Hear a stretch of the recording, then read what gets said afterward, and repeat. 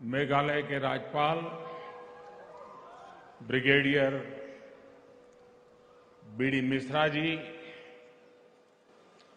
मेघालय के मुख्यमंत्री संगमा जी,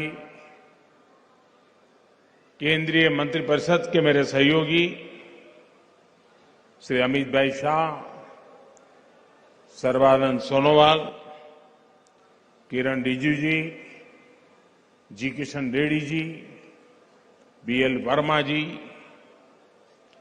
मणिपुर, मिजोरम, असम, अरुणाचल प्रदेश, त्रिपुरा और सिक्किम के सभी मुख्यमंत्रीगण और मेघालय के मेरे प्यारे भाइयों और बहनों, कुबले शिबोन, नमेंगमा। मेघालय प्रकृति और संस्कृति से समृद्ध प्रदेश है। ये समृद्धि आपके स्वागत सत्कार में भी झलकती है। आज एक बार फिर मेघालय के विकास के उत्सव में सहभागी होने का हमें अवसर मिला है। सभी मेघालय के मेरे भाइयों बहनों को कनेक्टिविटी,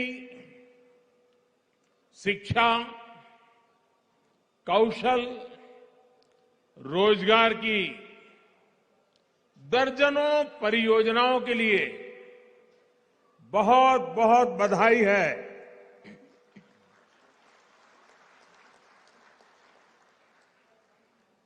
भाइयों और बहनों,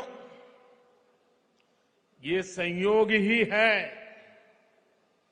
कि आज जब फुटबॉल वर्ल्ड कप का फाइनल हो रहा है,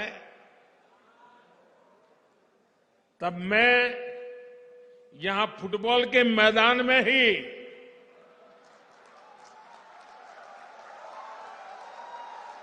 फुटबॉल प्रेमियों के बीच में हूं।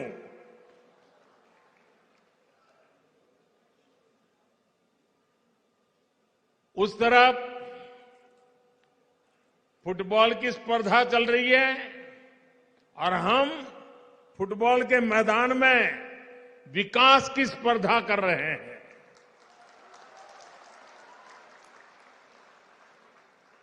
मुझे एहसास है कि मैच कतर में हो रहा है, लेकिन उत्साह और उमंग यहां भी कम नहीं है।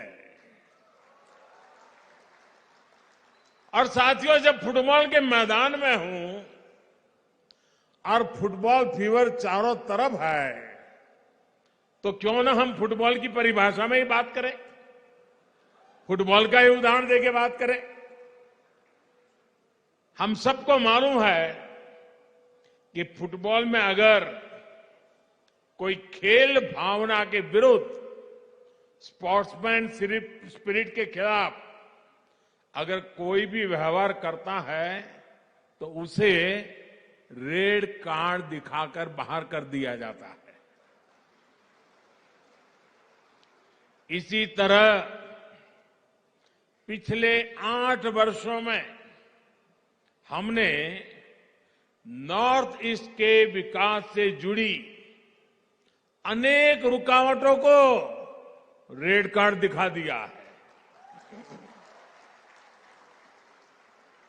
भ्रष्टाचार, भेदभाव, भाई भतीजावाद, हिंसा, प्रोजेक्टों को लटकाना भटकाना, वोट बैंक की राजनीति को बाहर करने के लिए हम ईमानदारी से प्रयास कर रहे हैं। लेकिन आप भी जानते हैं, देश भी जानता है इन बुराइयों की, बीमारियों की जड़ें बहुत गहरी है। इसलिए हम सबको मिलकर के उसे हटा करके ही रहना है। हमें विकास के कार्यों को ज्यादा रफ्तार देने और ज्यादा प्रभावशाली बनाने में प्रयासों का अच्छा परिणाम भी नजर आ रहा है। यही नहीं, स्पोर्ट्स को लेकर भी केंद्र सरकार आज एक नई अप्रोच के साथ आगे बढ़ रही है। इसका लाभ नॉर्थ ईस्ट को हुआ है। नॉर्थ ईस्ट के मेरे नौजवानों को, हमारी बेटे बेटियों को हुआ है। देश की पहली स्पोर्ट्स यूनिवर्सिटी नॉर्थ ईस्ट में है। आज नॉर्थ ईस्ट में मल्टीपर्पज हॉल, फुटबॉल मैदान, एथलेटिक्स ट्रैक, ऐसे 90 प्रोजेक्ट्स पर काम चल रहा है। आज शिलांग से मैं ये कह सकता हूं कि आज भले ही हमारी नजर कतर में चल रहे खेल पर है, मैदान में विदेशी टीम है उन पर है, लेकिन मुझे मेरे देश की युवा शक्ति पर भरोसा है। इसलिए विश्वास से कह सकता हूं कि वो दिन दूर नहीं जब हम भारत में ऐसा ही उत्सव मनाएंगे और तिरंगे के लिए चीयर करेंगे। भाइयों और बहनों, विकास सिर्फ बजट, टेंडर, शिलान्यास, उद्घाटन, इन्हीं रिचुअल तक सीमित नहीं है। ये तो साल 2014 से पहले भी होता रहता था। फीते काटने वाले पहुंच जाते थे, नेताएं माला भी पहन लेते थे, जिंदाबाद के नारे भी लग जाते थे। तो फिर आज क्या बदला है? आज जो बदलाव आया है वो हमारे इरादे में आया है, हमारे संकल्पों में आया है, हमारी प्राथमिकताओं में आया है, हमारी कार्य संस्कृति में आया है। बदलाव प्रक्रिया और परिणाम में भी आया है। संकल्प आधुनिक इंफ्रास्ट्रक्चर, आधुनिक कनेक्टिविटी से विकसित भारत के निर्माण का है। इरादा भारत के हर क्षेत्र, हर वर्ग को तेज विकास के मिशन से जोड़ने का है। सबका प्रयास से भारत के विकास का है। प्राथमिकता अभाव को दूर करने की है, दूरियों को कम करने की है, कैपेसिटी बिल्डिंग की है, युवाओं को अधिक अवसर देने की है। कार्य संस्कृति में बदलाव यानी हर प्रोजेक्ट, हर प्रोग्राम समय सीमा के भीतर पूरा किया जाए। साथियों, जब हमने केंद्र सरकार की प्राथमिकताएं बदली, प्रायोरिटी बदली, तो पूरे देश में इसका पॉजिटिव असर भी दिख रहा है। इस वर्ष देश में 7 लाख करोड़ रुपए, ये आंकड़ा मेघालय के भाई बहन याद रखना, नॉर्थ ईस्ट के मेरे भाई बहन याद रखना, सिर्फ इंफ्रास्ट्रक्चर के लिए केंद्र सरकार 7 लाख करोड़ रुपया खर्च कर रही है। जबकि 8 वर्ष पहले ये खर्च 2 लाख करोड़ रुपए से भी कम था। यानी आजादी के 7 दशक बाद भी सिर्फ 2 लाख करोड़ रुपए तक पहुंचे और 8 वर्षों में लगभग 4 गुना क्षमता हमने बढ़ाई है। आज इंफ्रास्ट्रक्चर को लेकर अनेक राज्य भी राज्यों के बीच में कंपटीशन हो रही है, स्पर्धा हो रही है, विकास की स्पर्धा हो रही है। देश में ये जो बदलाव आया है उसका सबसे बड़ा लाभार्थी भी आज ये मेरा नॉर्थ ईस्ट ही है। शिलांग सहित नॉर्थ ईस्ट की सभी राजधानियां रेल सेवा से जुड़े, इसके लिए तेजी से काम चल रहा है। साल 2014 से पहले जहां हर हफ्ते 900 उड़ानें ही संभव हो पाती थी, आज इनकी संख्या करीब 1900 तक पहुंच गई है। कभी 900 हुआ करती थी, अभी 1900 हुआ कर गई है।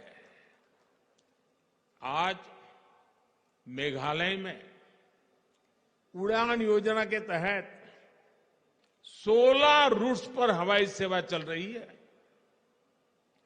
इससे मेघालय वासियों को सस्ती हवाई सेवा का लाभ मिल रहा है। बेहतर एयर कनेक्टिविटी से मेघालय और नॉर्थ ईस्ट के किसानों को भी लाभ हो रहा है। केंद्र सरकार की कृषि उड़ान योजना से यहां के फल सब्जी देश और विदेश के मार्केट तक आसानी से पहुंच पा रहे हैं। साथियों, आज जिन प्रोजेक्ट्स का लोकार्पण और शिलान्यास हुआ है, उससे मेघालय की कनेक्टिविटी और सशक्त होने वाली है। पिछले 8 वर्षों में मेघालय में नेशनल हाईवे के निर्माण पर 5,000 करोड़ रुपए खर्च किए गए हैं। पिछले 8 वर्षों में जितनी ग्रामीण सड़कें मेघालय में प्रधानमंत्री सड़क योजना के तहत बनी है, वह उससे पहले 20 वर्षों में बनी सड़कों से 7 गुना ज्यादा है।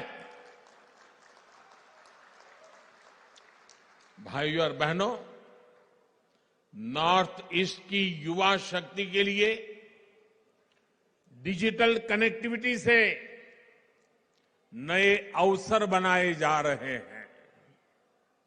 डिजिटल कनेक्टिविटी से सिर्फ बातचीत, कम्युनिकेशन नहीं, उतना ही लाभ मिलता है ऐसा नहीं है, बल्कि इससे टूरिज्म से लेकर टेक्नोलॉजी तक, शिक्षा से लेकर स्वास्थ्य तक हर क्षेत्र में सुविधाएं बढ़ती हैं, अवसर बढ़ते हैं।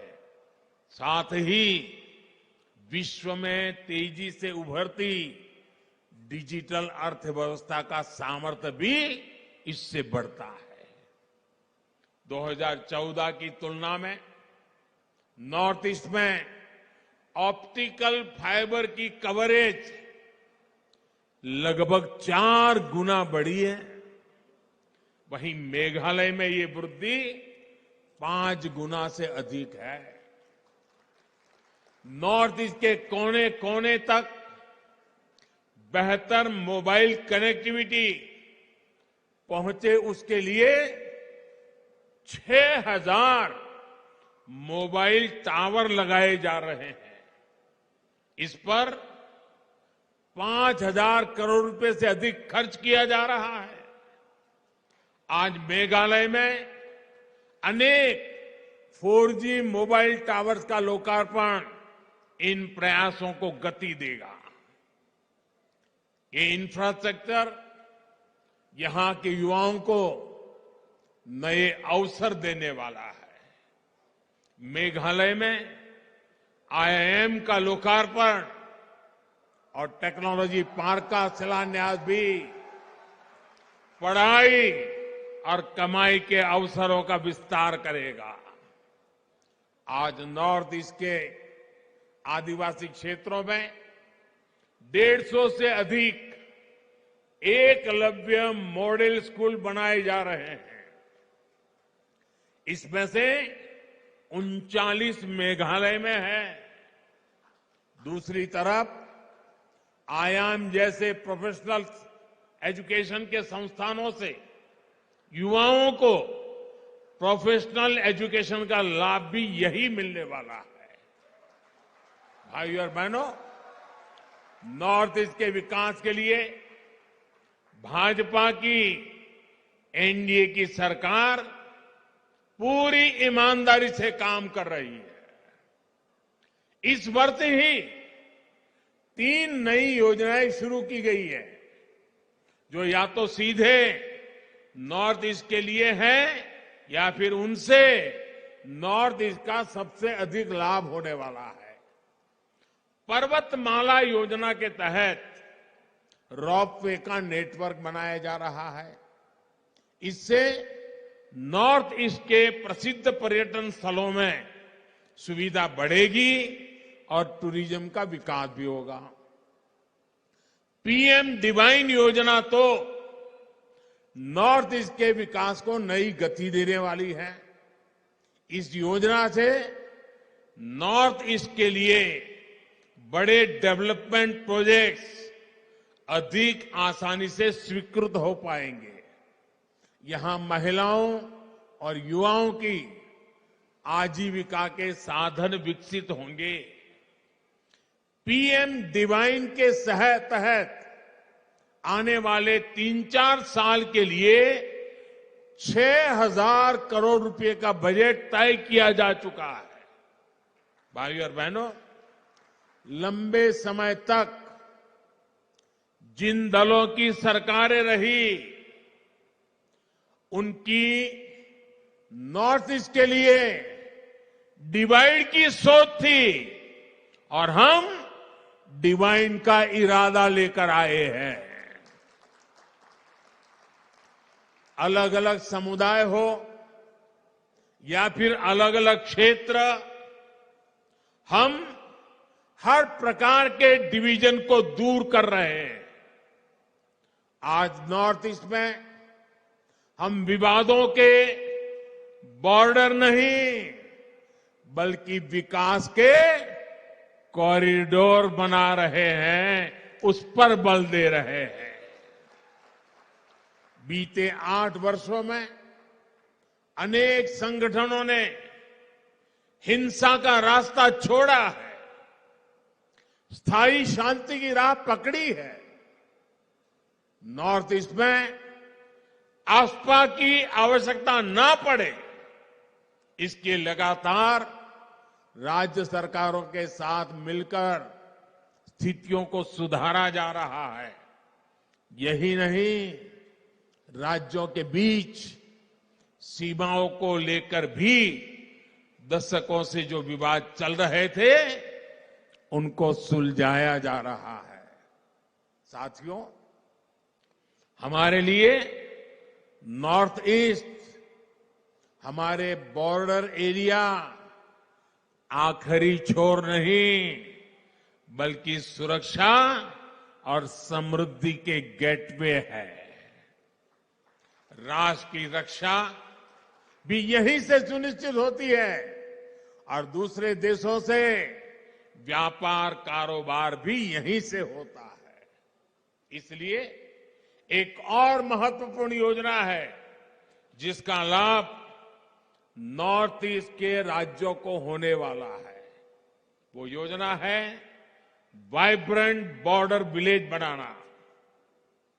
इसके तहत सीमावर्ती गांवों में बेहतर सुविधाएं विकसित की जाएगी। लंबे समय तक देश में ये सोच रही है कि बॉर्डर एरिया में विकास होगा, कनेक्टिविटी बढ़ेगी, तो दुश्मन को फायदा होगा, ये सोचा जाता था। मैं तो कल्पना भी नहीं कर सकता हूं, क्या ऐसा भी कभी सोचा जा सकता है? पहले की सरकार की सोच के कारण नॉर्थ ईस्ट समेत देश के सभी सीमावर्ती क्षेत्रों में कनेक्टिविटी बेहतर नहीं हो पाई। लेकिन आज डंके की चोट पर बॉर्डर पर नई सड़कें, नई टनल, नए पुल, नई रेल लाइन, नए एयर स्ट्रिप, जो भी आवश्यक है, एक के बाद एक उसके निर्माण का काम तेज गति से चल रहा है। जो सीमावर्ती गांव कभी वीरान हुआ करते थे, हम उन्हें वाइब्रेंट बनाने में जुटे हैं। जो गति हमारे शहरों के लिए महत्वपूर्ण है, हमारे बॉर्डर पर भी वही गति होनी आवश्यक है। इससे यहां टूरिज्म भी बढ़ेगा और जो लोग गांव छोड़कर गए हैं, वे भी वापस लौटकर आएंगे। साथियों, पिछले साल मुझे वेटिकन सिटी जाने का अवसर मिला, जहां मेरी मुलाकात हिज होलीनेस द पोप से हुई। मैंने उन्हें भारत आने का न्योता भी दिया है। इस मुलाकात ने मेरे मन पर गहरा प्रभाव छोड़ा। हम दोनों ने उन चुनौतियों पर चर्चा की जिनसे आज पूरी मानवता जूझ रही है। एकता और समरसता की भावना से कैसे सबका कल्याण हो सकता है, इस पर एकजुट प्रयासों के लिए सहमति बनी। इसी भाव को हमें सशक्त करना है। साथियों, शांति और विकास की राजनीति का सबसे अधिक लाभ हमारे जनजातीय समाज को हुआ है। आदिवासी समाज की परंपरा, भाषा, भूषा, संस्कृति को बनाए रखते हुए आदिवासी क्षेत्रों का विकास सरकार की प्राथमिकता है। इसलिए बांस की कटाई पर जो प्रतिबंध था, उसे हमने हटा दिया। इससे बांस से जुड़े आदिवासी उत्पादों के निर्माण को बल मिला।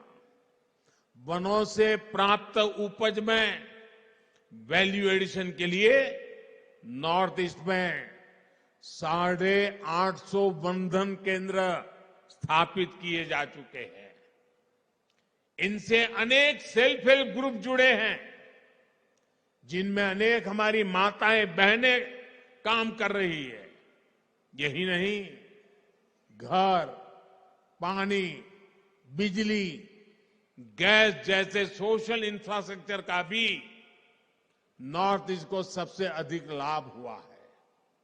बीते वर्षों में मेघालय में 2 लाख घरों तक पहली बार बिजली पहुंची है।